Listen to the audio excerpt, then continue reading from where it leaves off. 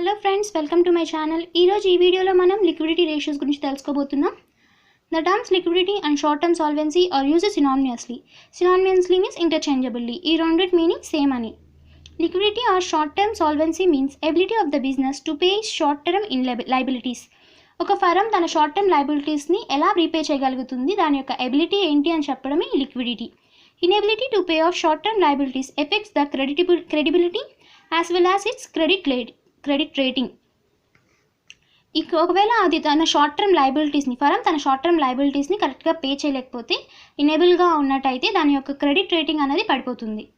Continuous default on the part of the business leads to commercial bankruptcy. ఒకవేళ ఆ default అనేది continue అవుతూనే ఉంటే for a long period, then it will lead to bankruptcy means shut down, lockdown అయిపోతుంది, company యొక్క లాసెస్లోకి వెళ్ళిపోవడం, దివాలా తీయడం ఒక మాటలో. Eventually such commercial bankruptcy may lead to its sickness and dissolution అయ్యేంత వరకు వెళ్ళొచ్చు. So short term lenders and creditors of a business are very much interested to know it's state of liquidity because of their financial stake. Both lack of sufficient liquidity and excess liquidity is bad for the organization. So మనం డిజల్యూషన్కి వెళ్ళేంత వరకు chances ఉన్నాయి కాబట్టి ఈ short term lenders అనే వాళ్ళు plus creditors ఏం చేస్తారు, ఫర్మ్ యొక్క లిక్విడిటీ పొజిషన్ ఎలా ఉంది ఏంటి అని చెప్పి కంటిన్యూస్గా వాచ్ చేస్తూనే ఉంటారు. ఒకవేళ కంపెనీ యొక్క లిక్విడిటీ పొజిషన్ చాలా దారుణంగా ఉన్న ప్రాబ్లమే, అలా కాకుండా లిక్విడిటీ ఎక్కువగా ఉన్నా కూడా ప్రాబ్లమే. సో వాటి లిక్విడిటీ కూడా కొంచెం బ్యాలెన్స్డ్గానే ఉండాలి. Various liquidity ratios. లిక్విడిటీ ఎలా ఉంది ఫర్మ్ది, దాని యొక్క ఎబిలిటీ ఎలా ఉంది అని చూడడం కోసం ఈ రేషియోస్ అన్ని యూజ్ చేయొచ్చు. First the current ratio, quick ratio or acid test ratio, cash ratio or absolute liquidity ratio, basic defense interval or interval measure ratios, net working capital ratio. First current ratio గురించి తెలుసుకుందాం. Current ratio. The current ratio is one of the best known measures of short term solvency. It is the most common measure of short term liquidity. Short term liquidity ని measure చేయడం కోసం current ratio అనేది చాలా popular method and common method. The main question this ratio addresses is, does your business have enough current asset to meet the payment schedule of its current debts with a margin of safety for the possible losses in current assets? ఈ current ratio అన్నది main question ఏంటి అంటే, కంపెనీలో ఉన్నటువంటి current debts మొత్తాన్ని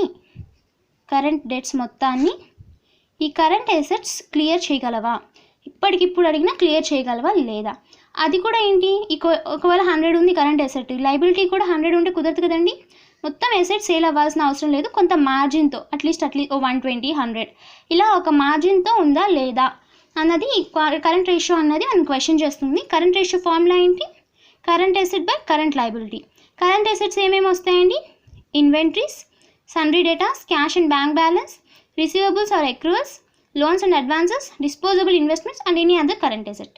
current assets జనరల్గా ఏంటంటే అవి షార్ట్ టర్మ్ పీరియడ్కి రిలేటెడ్గా ఉంటాయి. సో మొత్తం ఈ రేషియోస్ అన్ని షార్ట్ టర్మ్ కంపారిజన్స్ కాబట్టి కరెంట్ అసెట్స్ని కంపేర్ చేస్తున్నాము. అండ్ కరెంట్ లైబిలిటీస్ కూడా షార్ట్ టర్మ్ లైబిలిటీసే. So creditors for goods and services plus short term loans, bank overdraft, cash credit, outstanding expenses, provision for taxation, proposed dividend, unclaimed dividend plus any other current liabilities. ఇవన్నీ కూడా short term liabilities అండి, వాటిని current liabilities కింద చెప్తాము. మనకు main అసలు మనల్ని అడుగుతున్న ఈ కరెంట్ రేషియో ద్వారా మనం తెలుసుకోవాల్సిన క్వశ్చన్కి ఆన్సర్ ఏంటి, మీ యొక్క ఫర్మ్ కరెంట్ లైబిలిటీ అంటే షార్ట్ టర్మ్ లైబిలిటీస్ మొత్తాన్ని ఇప్పటికిప్పుడు కావాలంటే మీ కరెంట్ అసెట్స్ని యూజ్ చేసి మీట్ అవ్వగలదా లేదా. Only for short term assets with short term liability, short term liabilities మొత్తాన్ని షార్ట్ టర్మ్ అసెట్స్ ద్వారా మీరు క్లియర్ చేయగలరా లేదా అన్నది major question current ratio raise చేస్తుంది. Generally acceptable current ratio is 2:1. 2:1 అంటే for every 1 rupee of liability they should be 2 rupees of asset. అంటే current liability ఒక 100 రూపీస్ ఉంటే కరెంట్ అసెట్ మినిమం 200 ఉండాలి. ఇలా ఉంటే దాన్ని ఐడియల్ రేషియో కింద చెప్తారు. But whether or not a specific ratio is satisfactory depends upon the nature of business. But కొన్ని బిజినెసెస్కి ఇలా ఉండాల్సిన అవసరం లేదు కాబట్టి ఈ రేషియో, ఈ ఐడియల్ మార్జిన్ ఉంది చూసారా, దీన్ని కావాలంటే బిజినెస్ ప్రకారంగా మార్చుకోవచ్చు. The characteristics of current assets and liabilities. Okay కదండి. కరెంట్ రేషియో అంటే current assets divided by current liabilities. మొత్తం కరెంట్ అసెట్స్ అంటే ఏమేమి కన్సిడర్ చేయాలి అని క్వశ్చన్ వస్తే అన్ని షార్ట్ టర్మ్ అసెట్స్ని, షార్ట్ టర్మ్ లైబిలిటీస్ని కన్సిడర్ చేసుకోవచ్చు. Quick ratios. The quick ratio is sometimes called the acid test ratio and is one of the best measures of liquidity. Liquidity ని మెజర్ చేయడం కోసం క్విక్ రేషియో కూడా చాలా బెస్ట్ మెజర్ అంటండి. Quick ratio is nothing but quick assets by current liabilities. ఇక్కడ quick assets అంటే ఏంటి అంటే only all current assets minus inventories మాత్రం తీసేస్తే అవి క్విక్ అసెట్స్ అవుతాయి. ఇలా ఎందుకు తీసేస్తున్నాము, ఇన్వెంటరీస్ని తీసేసి ఎందుకు చేయాలి అంటే ఈ క్విక్ రేషియో ఏం చూపిస్తుంది, ఇప్పటికిప్పుడు నీ బిజినెస్ మొత్తం బిజినెస్ సీజ్ అయినప్పటికీ సేల్స్ మొత్తం ఆగిపోయాయి, అలాంటి సిచ్యువేషన్లో కూడా నీ కరెంట్ లయబిలిటీస్ మొత్తాన్ని మీకు మిగతా అసెట్స్ అనేవి తీర్చగలవా లేవా అన్న క్వశ్చన్కి ఆన్సర్గా ఈ క్విక్ రేషియో అనేది ఉంటుంది. ఓకే కదండి. Next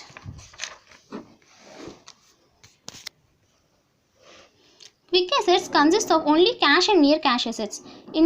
Inventories are deducted from current assets on the belief that these are not near cash assets, and also because in times of financial difficulty inventory may be saleable only at liquidation value, but in a seller's market inventories are also near cash assets.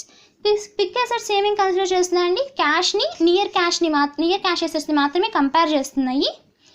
ఎందుకు అంటే quick assets యొక్క belief ఏంటి అంటే ఈ inventories అన్నవి near cash asset కాదు, ఎందుకంటే liquidation వచ్చినప్పుడు వాటిని మనం లిక్విడేషన్ వాల్యూ అంటే అప్పటికప్పుడు రియలైజబుల్ వాల్యూను కౌంట్ చేస్తాం తప్ప దాని యొక్క ఒరిజినల్ బుక్ వాల్యూని కన్సిడర్ చేయం. కాబట్టి క్విక్ అసెట్స్ని ఇన్వెంటరీస్ని తీసేసి క్విక్ రేషియోగా కన్సిడర్ చేస్తున్నాము. దీనికి ఒక ఐడియల్ రేషియో ఏంటండి 1:1. That is for 100 current liability 100 ఉంటే క్విక్ అసెట్స్ అంటే excluding inventories all current assets should be equal to 100. ఇలా కనుక ఉండుంటే quick ratio then it is a satisfactory ratio. Cash ratio or absolute liquidity ratio. The cash ratio measures the absolute liquidity of the business. This ratio considers only the absolute liquidity available with the firm. This ratio is calculated as cash and bank balance plus marketable securities by current liabilities. దీని యొక్క interpretation ఏంటి, only short term liquidity terms of cash and marketable securities or current investments. ఈ cash ratio ఏంటి, ఇంకా అబ్సల్యూట్గా వెళ్తే ఒకవేళ debtors ఉన్నారనుకోండి, debtors realise అవ్వాలని లేదు కదా, కొంత బ్యాడ్ డెట్ అవ్వచ్చు, ఏదైనా జరగచ్చు. సో అవన్నీ కూడా ఏం లేకుండా ఇప్పటికిప్పుడు మొత్తం వచ్చేసే విధంగా absolute liquidity position. So cash ratio ఏం కన్సిడర్ చేస్తుంది, only cash and bank balance plus marketable securities. So cash ratio formula, cash and bank balance plus marketable securities divided by current liabilities. Basic defense interval or interval measure. Basic defense interval దీని formula చూడండి, cash and bank balance plus marketable securities divided by operating expenses divided by number of days, say 360. ఇది లేకపోతే current assets minus inventories divided by daily operating expenses. ఇక్కడ operating expenses ఎందుకు తీసుకున్నారు, అసలు ఈ ratio ఎందుకు మెజర్ చేస్తారు అంటే, ఇప్పుడు మన ఫర్మ్ ఉంది, మొత్తం అన్ని విధాలుగా మూసేసామనుకోండి, కంపెనీ రెవెన్యూ మొత్తం సడన్గా సీజ్ అయిపోయింది కానీ ఖచ్చితంగా ఫర్మ్ అన్నది రన్ అవ్వాలి, డైలీ ఎంతో కొంత ఎక్స్పెన్సెస్ ఉంటుంది. ఒకవేళ ఫర్మ్ సీజ్ అయ్యే పొజిషన్లో ఉండి రెవెన్యూస్ అన్నీ ఆగిపోతే ఉన్న క్యాష్ అండ్ బ్యాంక్ బ్యాలెన్సెస్తో ఎన్నాళ్ళ వరకు మనం నెట్టుకు రావచ్చు, వేరే చోట ఎక్కడైనా అప్పు తీసుకుని రాకుండా ఉన్న ఎన్ని రోజుల వరకు మనం ఫర్మ్ని కంటిన్యూ చేయొచ్చు, రన్ చేయొచ్చు అన్న పాయింట్ కోసం ఈ బేసిక్ డిఫెన్స్ ఇంటర్వెల్ మెజర్ని యూజ్ చేస్తారు. అందుకే ఈ బ్యాంక్ బ్యాలెన్స్ని మార్కెటబుల్ సెక్యూరిటీస్ కలిపి మొత్తం ఎంతైతే ఉందో operating expenses total number of days 360 డేస్కి కావాలి కాబట్టి మొత్తం ఇది ఎగ్జాంపుల్కి లాస్ట్ ఇయర్ కంపేర్ చేసామనుకోండి, లాస్ట్ ఇయర్ మొత్తం ఒక 3,60,000 వచ్చింది బై 3,60,000 బై 360 అంటే 100 వస్తుంది కదండి. ఆ ఫిగర్ని operating expenses for every day, current asset minus inventory by daily operating expenses. ఈ ఆపరేటింగ్ ఎక్స్పెన్సెస్ అంటే డైలీ ఆపరేటింగ్ ఎక్స్పెన్సెస్ అంటే cost of goods sold plus selling, administration and other general expenses minus depreciation and minus other non-cash expenditure. ఇక్కడ డిప్రిషియేషన్ని non cash ఎక్స్పెండిచర్ని minus చేశారు. ఎందుకు అంటే ఇది actual expenditure కాదు, క్యాష్ అవుట్ఫ్లో లేదు.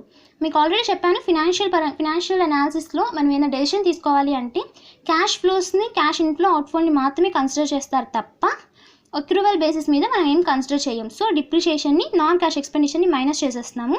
కాస్ట్ ఆఫ్ గూడ్స్ సోల్డ్ అంటే opening stock plus purchases minus closing stock plus any direct expenses if any. Okay కదండి, basic defence interval or interval measure ratio. Net working capital ratio. ఇది ratio అనడం కంటే just ఒక cash flow measurement అని చెప్పచ్చు. The result of this calculation must be positive number.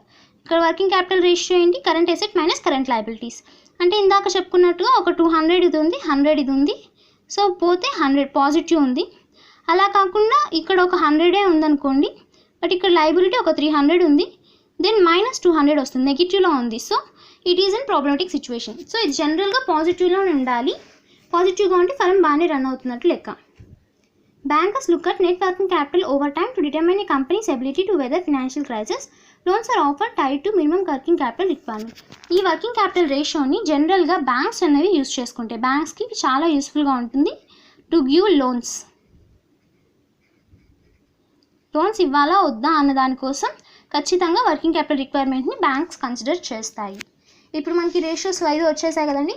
ఫస్ట్ది current ratio, current assets by current liabilities. Quick ratio or acid test ratio, quick assets by current liabilities. Next cash ratio, cash and bank balance plus marketable securities by current liabilities. Basic defence interval, cash and bank balance plus marketable securities divided by operating expenses divided by number of days. Next net working capital ratio, current assets minus current liabilities. ఇప్పుడు ఈ ratios మొత్తాన్ని మీకు అర్థమయ్యేలాగా ఒక చిన్న example చూద్దాం.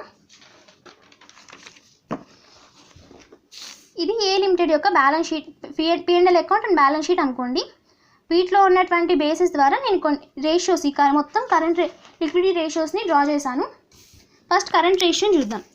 ఈ liquidity ratios మొత్తం లిక్విడిటీ రేషియోస్లో ఫస్ట్ది కరెంట్ రేషియో. కరెంట్ రేషియో ఏం చెప్తుంది మనకి? Current assets divided by current liabilities. So balance షీట్లో అసెట్స్ వైపు ఫిక్స్డ్ అసెట్స్ కాకుండా మిగతావన్నీ majorly consider as current assets.